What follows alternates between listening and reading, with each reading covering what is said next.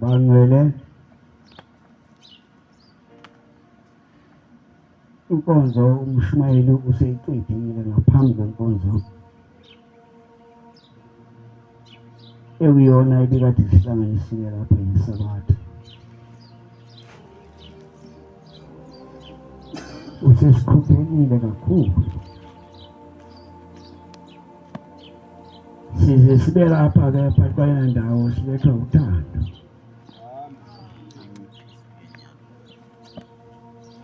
Ukusize saba lapha uthando nangokunazaretha. Njengoba khuluma ngalo muzi nje yiko esikuzele la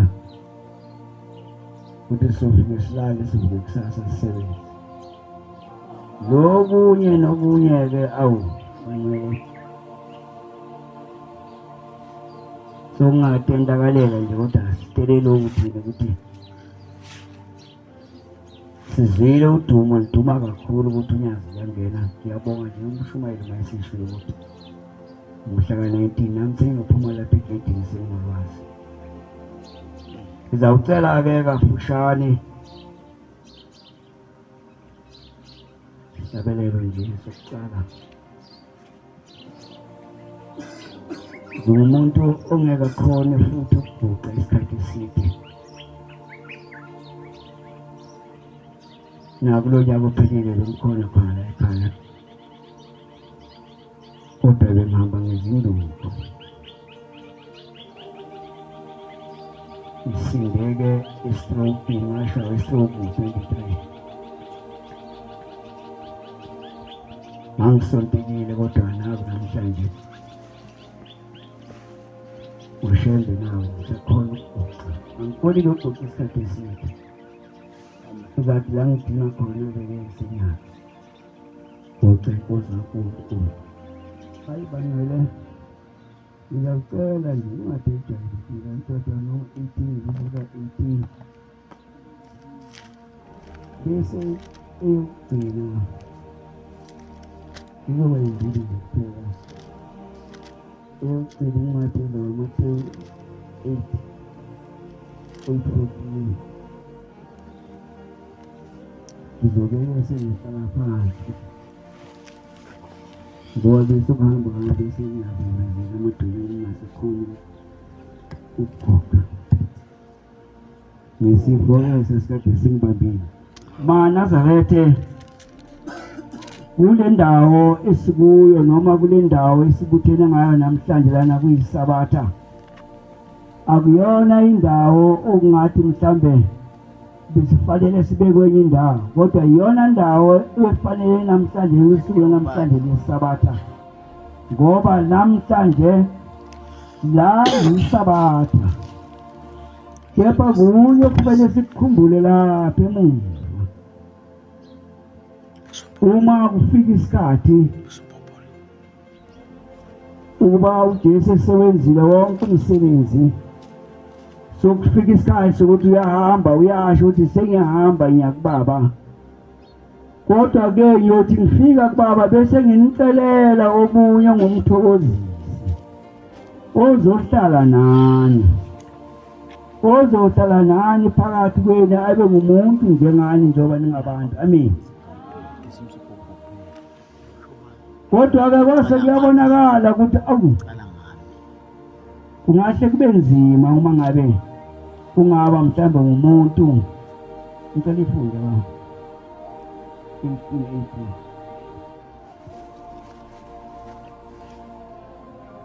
Ngiyabavezela umprofethi ubafowabo isho njalo-ke lena incwadi ithi uyobe siyasivezela umprofethi phakathi kwabafowethu abe njengathi.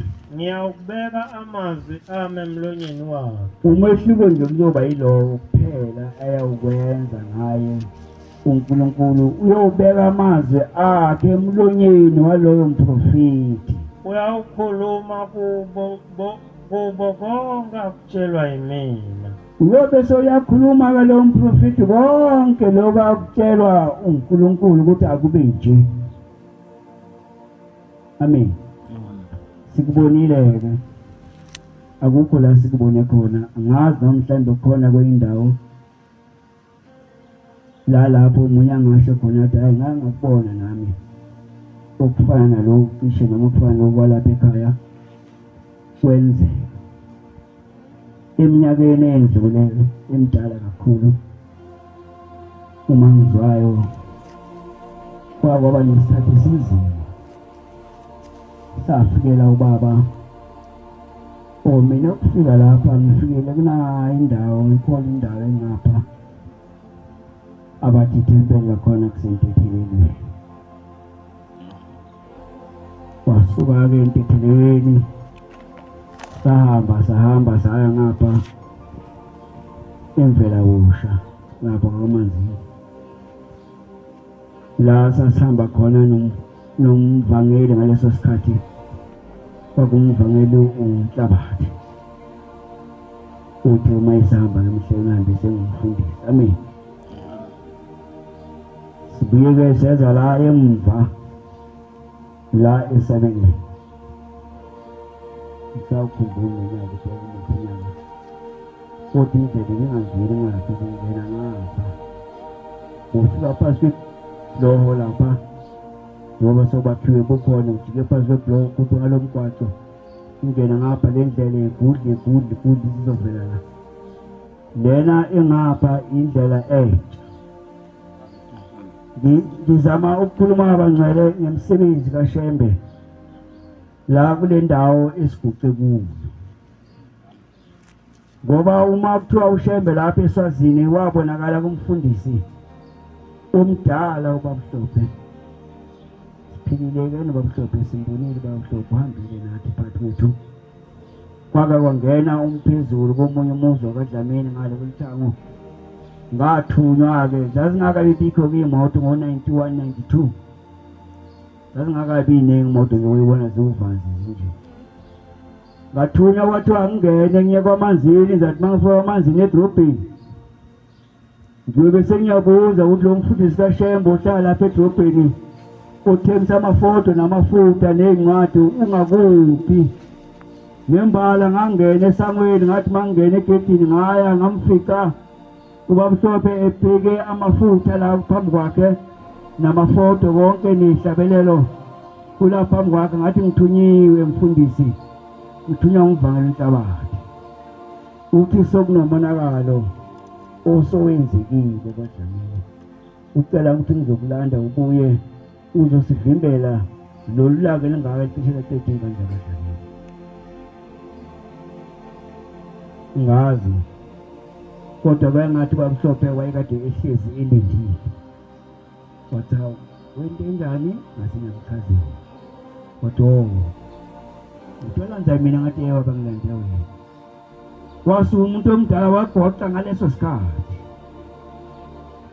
Akazange athi usaya ekhaya, usewohlola ekhaya noma usewabona ekhaya. Wagoqa faka esikhwameni wathi asambeke siye khona. Kulalapha abantu abaningi ngale kwelakithi, kulapha bafike bawubona khona umsebenzi kaShembe, ngoba ney'ngane ezazilapha kuleli khaya yizona ezakubona konke kwenzeka. Ngoba zithi le ngane la emnyango kwakade kungena ilahle, lizilahle lingene umnyango maliqonde kubo kube nendoda yayimile lapho ngasemnyango, ibese yalithatha leli lahle ilijike ngefestele, likhiphe ngefestele, kuphuka ifestele liphume ngefestele, kungene elinye ephinde lithathe futhi ilijike ngefestele. Yayibhobokile-ke le ndlu, ufakazi bakukhona lapho abakade kukhulunywe lezi ngane. Akushoyo umfundisi uHlobo athi Dlamini namhlanje la kulo muzi wakini vele kahle ayinibethelanga nina ngaloku Nazaretha. Lapha futhi nelikwenze ngelinye ilanga kuyenzeka lapha ekhaya ukuthi umlilo ngeSabatha nini ngawucishi ngesikhathi.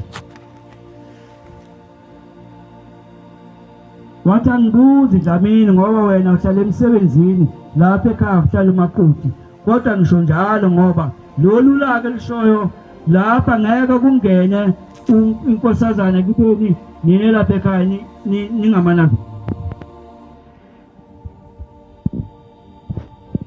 wasiyaphuma ngaleso sikhathi athi emva yebo lomthandazo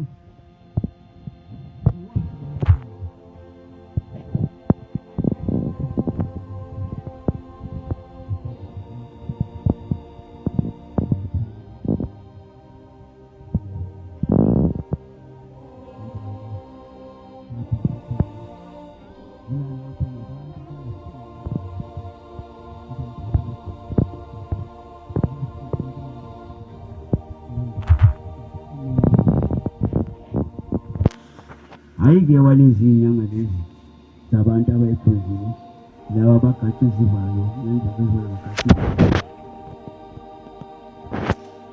kodwa kunye wathatha amatshe amane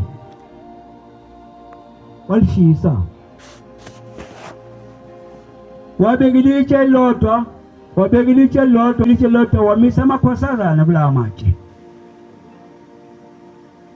emva komthandazo esebuya athi asithandazeni sonke namhlanje la kwaDlamini ngeke kuphinde kwenzeke lokhu okwenzekile. Amen. Manazarete ushembe njoba isho incwadi ithi ngiyakubavezela umprofeti phakathi kwabafowabo abe njengawe kepha umehluko uzoba munye ngiyobeka amazwi ami emlonyeni wakhe ukuyothaza ukukhuluma uma ngaba kwenzeki lo mprofeti ngempela akathunyiwe kunamhlanje imingakho iminyaka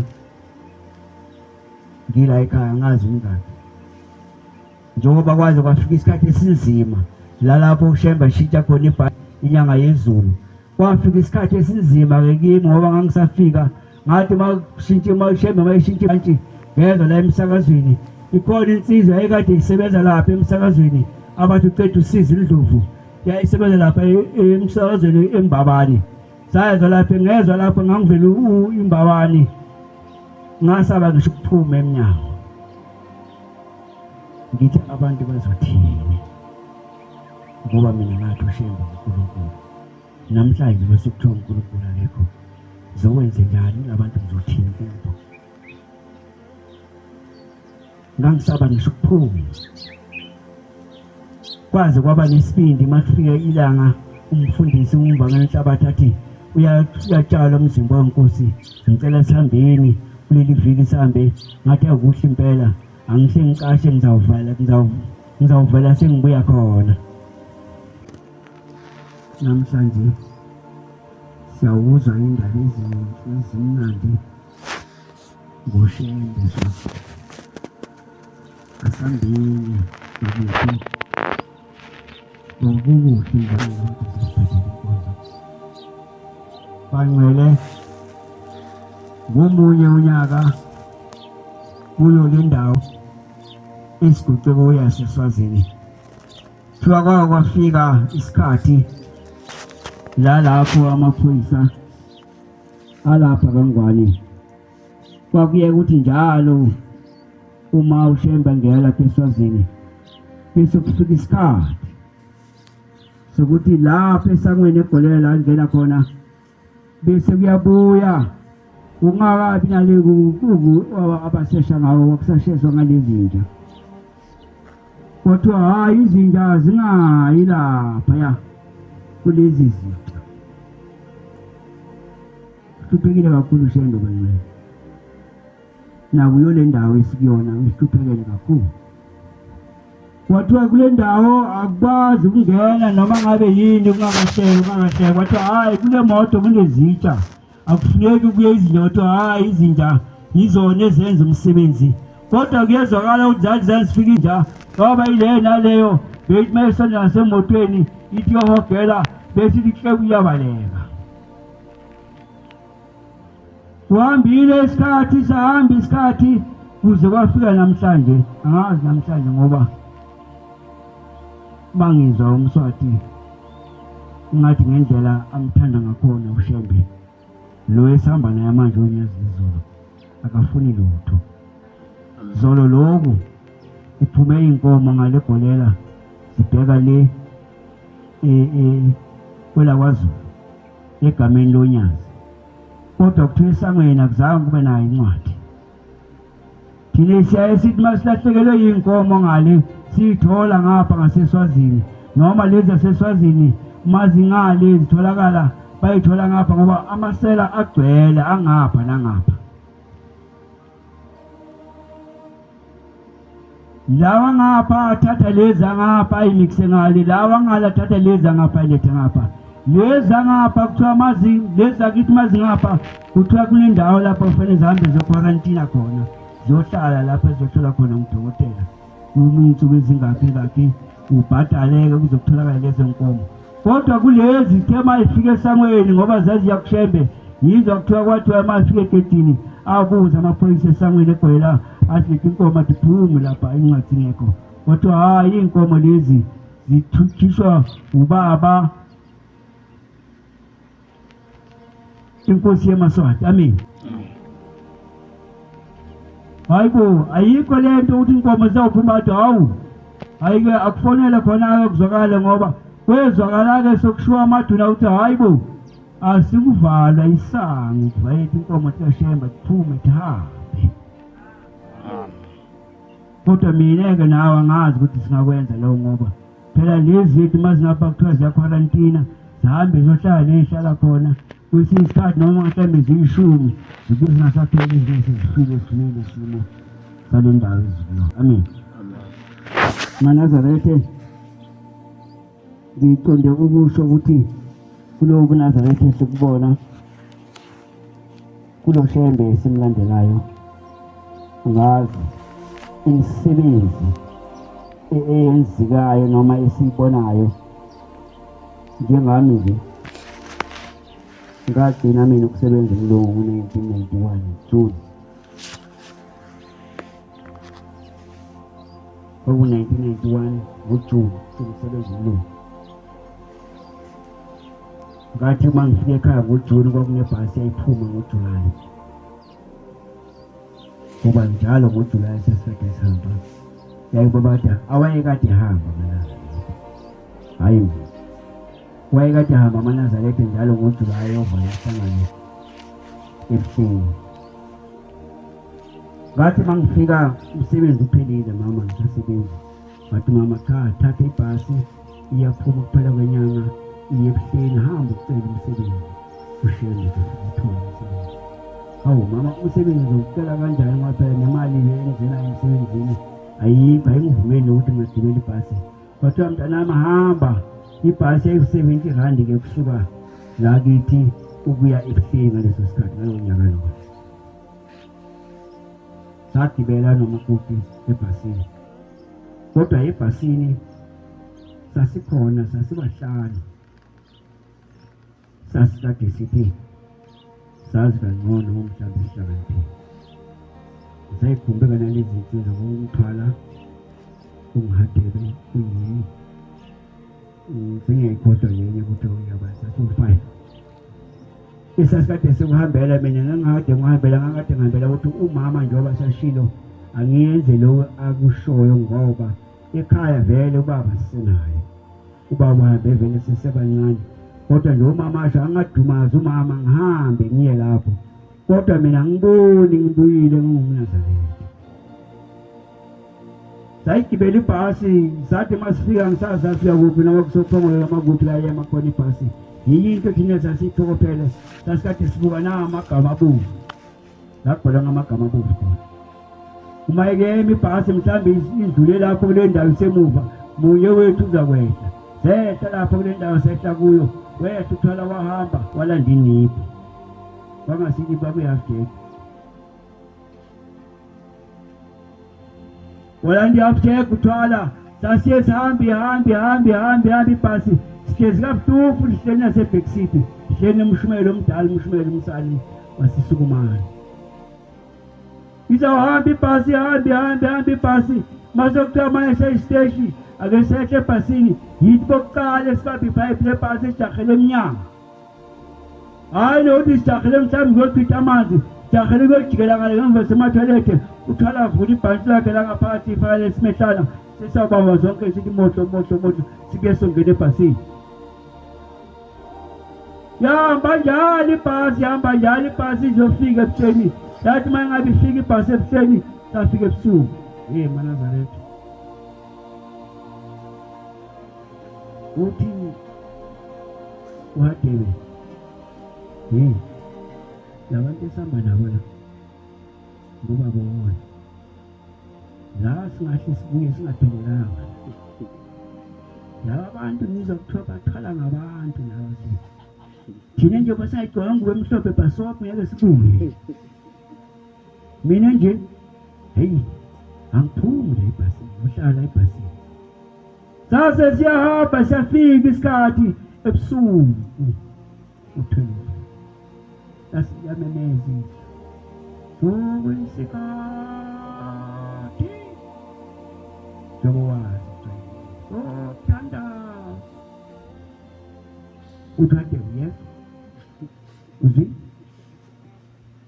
uthi lokho umuntu okwisikhathi segazi yafiwa-ke manje yahanjwa manje lana sikhona khona sisengozini yabona nje ubaphuma ngabhekani wakunalawa abantu-ke noma mhlambe laba abantu abanamadimoni abanemoya le bakhalayo bameza kuyezwa-ke yaphela umuntu-ke lapha lasi sawaphuma sabheka enzansi mawazi ebuhlini esidaweni esidala sashona phansi ngizangayi sasithi sihlakaniphile kodwa ngakusasa sathi masifika Manazaretha kwathi masokufika isikhathi manje ngakusasa sekusa kuyisonto ubuhlungu nekhanda shisa ikhanda lithi phelini inipha itholakala ndawo akukho la itholakala khona inipha dume ikhanda manje sokuthiwa hayi ngemva komthandazo bonke abantu abafuna ukuyibika nangu baba uhlezi esituleni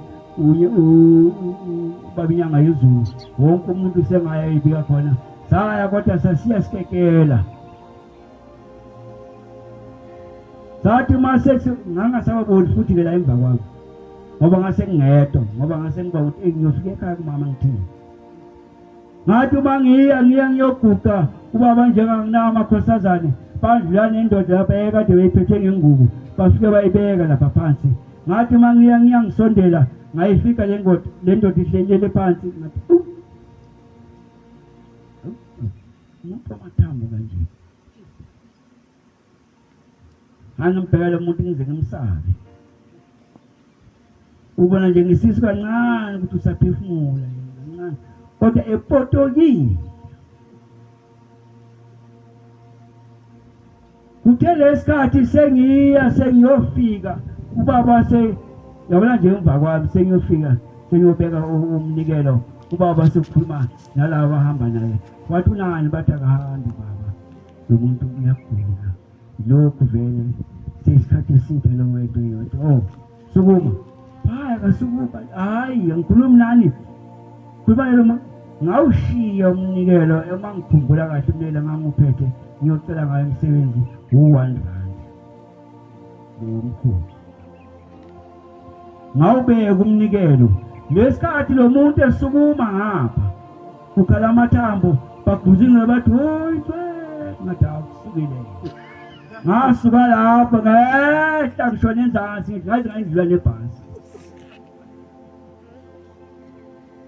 sengidlulile ibhasi ngiyabuya manje ngithi ekhaya ngiyofika ngithini ngoba ngiphethanga nje hayi kuhle ake ngifuna umakoti wami ukuthi uphi asahambe sothenga lamaroba sisho le ngubo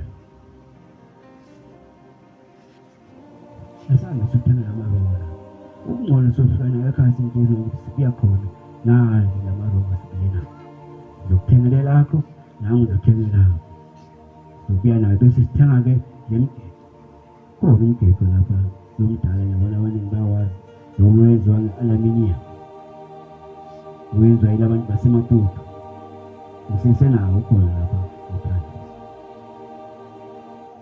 sivumelane-ke nomakoti hayi asabe sotathi hayi sale sahamba ngize lapha abantu babhajathile ngabe siyahlala vele sale sihambe sisubhajethi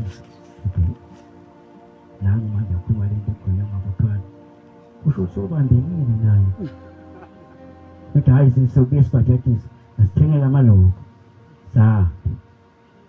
sohlala ebhasini ngoba sengithengihlezi ngiyabuka ngithi njalo maqala kusuka umuntu ngcwele ngithi awula sasithi sihlakaniphile abanazareti kanti sifike ekugcineni loyo msebenzi engawucela ngibaleka ngasazange ngikwazi nokukhuluma ngazange ngisalalela nelizwi elithi inkosi kubusise ngoba la ekhaya linye ilizwi esiphila ngalo inkosi kubusisa kepha uJesu lona okhona noma ekade khona uJesu ekade esebenza ngezandla uma iphilisa umuntu wayengekaphili umuntu uJesu angazange ambambe ngezandla kepha uShemba akambamba umuntu ngezandla futhi uShemba akamkhulekeli umuntu ambeke izandla kepha linye izwi likhipha ukuthi inkosi ibusisa nasemathambayeni kaLazaro kwafuneka ukuthi uJesu ayawaxoxela amathambo kaLazaro athi mathambo hlanganani ukuze amathambo kaLazaro ahlangane uLazaro aphila kepha uShemba uphila ngiphilisa ngezwi lodwa inkosi kubusisa Matthew 8:14 angifundele engizohlala phansi Matthew 8:14 uJesu wangena endlini kaPetro kuyazwakala-ke kuleyo ndima leyo ukuthi kwathi mayebikelwa uJesu ukuthi umkhwebe kaPetro uyagula wasiyayo hamba yongena kuphi wabona umkhwekazi wakhe elele nomkhuhlane wase embona lo mkhwekazi kaPetro elele phansi nomkhuhlane waphatha isandla sakhe umkhuhlane wamyeka usibusisa kwamkosa uJesu ukuthi ayeke yonke imisebenzi ayenzayo esebikelwe ukuthi lapha endlini uyagulela lo muntu kodwa uma egulela kanje kufuneka ukuthi uJesu ahambe uthandazele lo muntu kwamphoqa uJesu ukuthi ayaze ahamba yombamba ngesandla umkhuhlane wase uyamyeka kodwa uShemba akasebenzi kanjalo amandla kaShemba ngaphezulu kwala Jesu ngoba akaze akubambe nangesandla lo msebenzi engawucelayo mina ngo1991 ngiphile ngawo kuze baba manje ngaphinda nje Amen. ngafika ngacela umsebenzi wokuyisebenza la eSwazini kula ngangistoka khona ngaphambi kokuba ufaka lela sango la kaSARS ngala kwamanzini kwakunometro kwekade thengisa isitoko saseDolo la phansi la kumathapha kwakunendawo yaseshukeni ushukela ngangolanda khona bese ubheka le ndaweni yasesitashini ushukela sasulanda khona lapha embabanye edrobheni kwakunemetro lapha sasikade sithenga kuleyo metro ngomsebenzi engawucela ngeshuku enyangeni yezulu ngiphile ngalo msebenzi kuze kuba namhlanje khona kuseseyimpawu kusasele kushoyo ukuthi lokhu akuzange kusungule yini kepha kwasungula uShemba ngoba namhlanje kusesenjalo Amen. ngakho-ke ngithi maNazaretha kulokhu ngiyaqinisa ngithi uShemba unguNkulunkulu nanoma singakubuka mhlawumbe ukuthi ngesinye isikhathi nokuthi inkosi ibusise ingathi akuzwakali kahle kodwa ikona okungaphezulu konke ngoba ngalokho nje namhlanje nje kuningi esengibonile uShemba sengenzile khona njengoba ngisho ngithi mina ngifike ngo1991 ngasebenza ngikusuka ngoJune 1991 uma ufika ubuye emsebenzini noma uphela umsebenzi uma ufika nje egcekeni kwenu ufike ekhaya kini kube ngathi nalamadeka kini ayakubona ukuthi namhlanje vele ufikile ufike nokuhlupheka konke ayikho into ozayenza ngathi ngifika mina indlu engilala kuyabe yiwa kwakuyindlu yodaka